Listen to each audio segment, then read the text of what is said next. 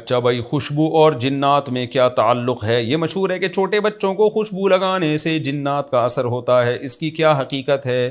نیز کیا بچوں کو خوشبو لگا سکتے ہیں؟ محمد اعظم بہاڑی سے۔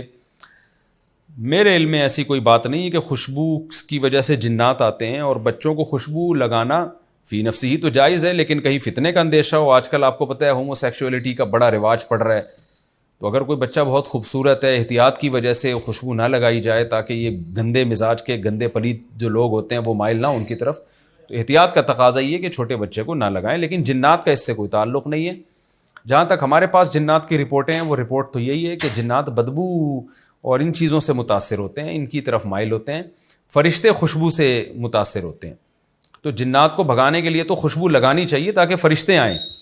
حدیث میں آتا ہے، آپ صلی اللہ علیہ وسلم نے فرمایا، تم نماز کے بعد جب تک اللہ کا ذکر کرتے ہو فرشتے وہاں موجود ہوتے ہیں، تمہارے لیے دعا کرتے ہیں، لیکن اگر آپ کے پیٹ سے ہوا خارج ہو گئی، اسمیل آنے لگی، تو فرشتے بھاگ جاتے ہیں۔ تو بدبو سے فرشتوں کو نفرت ہے، اور جنات تو شیاطین ہوتے ہیں، ان کے بارے میں مجھے رپورٹ نہیں ہے، میرا کبھی جنات سے سلام دعا ہوئی تو میں اس کے بعد بھی اگر زندہ رہا تو پھر انشاءاللہ آپ کو بتا دوں گا کہ جنات کو خوشبو سے محبت ہے یا بدبو سے۔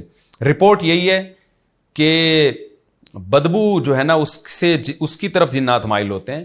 یہی وجہ ہے کہ ہمیں بیت الخلاء جاتے ہوئے جو دعا سکھائی گئی ہے، اللہم انی اعوذ بک من الخبث والخبائث، کیونکہ بیت الخلاء گندی جگہ ہے نا، تو اس لیے وہاں جنات کا بسیرا ہو سکتا ہے۔ اس لیے نبی نے فرمایا بیت الخلاء جانے سے پہلے دعا مانگو، اے اللہ میں ناپاک جنوں اور جنیات سے تیری پناہ مانگتا ہوں۔ اس حدیث سے بھی پتہ چلتا ہے کہ گندی جگہوں پہ جنات کا اثر ہوتا ہے، اور صاف ستھری پاکیزہ جگہوں پہ اثر نہیں ہوتا، وہاں فرشتے ہوتے ہیں، فرشتے جنات کے دشمن ہیں، فرشتے ہمیں جنات سے بچاتے ہیں، اس لیے خوشبو کا بھرپور استعمال کرنا چاہیے تاکہ فرشتے آئیں اور ان کو دیکھ کے جنات مارکیٹ سے شارٹ ہو جائیں۔ نبی صلی اللہ علیہ وسلم کتنی زیادہ خوشبوئیں استعمال کیا کرتے تھے، کتنی زیادہ۔ صحابہ کہتے ہیں کہ ہمیں نبی کے گھر سے نکلنے کا علم خوشبو کے جھونکوں سے ہوتا تھا، پتہ چل جاتا تھا خوشبوؤں سے کہ نبی تشریف لا رہے ہیں۔ خوشبوؤں کا بہت استعمال، لیکن اچھی خوشبو ہے، یہ جو آج کل خوشبوئیں ہیں یہ ایسی بیکار سی الکوہلک تیز دماغوں میں چڑھنے والی، آرگینک خوشبوئیں لگایا کریں، آرگینک، وہ زیادہ اچھی ہوتی ہیں۔ جسم پر ٹیٹو بنانا، یہ ٹیٹو کا لفظ ہے کیا ہے؟ یہ جو بناتے ہیں نا وہ گندوا دیتے ہیں، ٹیٹو ہے ٹیٹو ہم تو بناتے ہی نہیں، اس لیے ہمیں پتہ بھی نہیں ہے کیا۔ وہ جو بناتے ہیں ہمیں یہ پتہ ہے کہ وہ جو لڑکے جسم گندواتے ہیں۔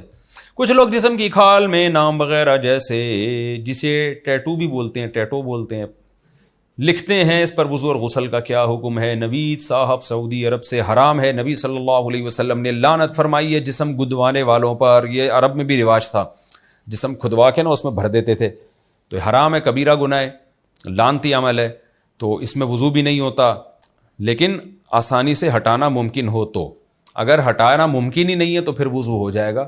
توبہ یعنی جس شخص نے یہ کام کیا، اپنے جسم پہ ٹیٹو بنوایا، تو اس کو چاہیے کہ توبہ استغفار کرے اس کبیرہ گناہ پر، پھر اس کو ہٹانے کی کوشش کرے۔ اگر آسانی سے ہٹ جاتا ہے ٹھیک ہے، نہیں ہٹتا تو پھر غسل وضو ہو جائے گا انشاءاللہ، کیونکہ اللہ کسی کو اس کی طاقت سے زیادہ کا مکلف نہیں بناتا۔ جب توبہ کر لی تو اللہ گناہ معاف کر دے گا۔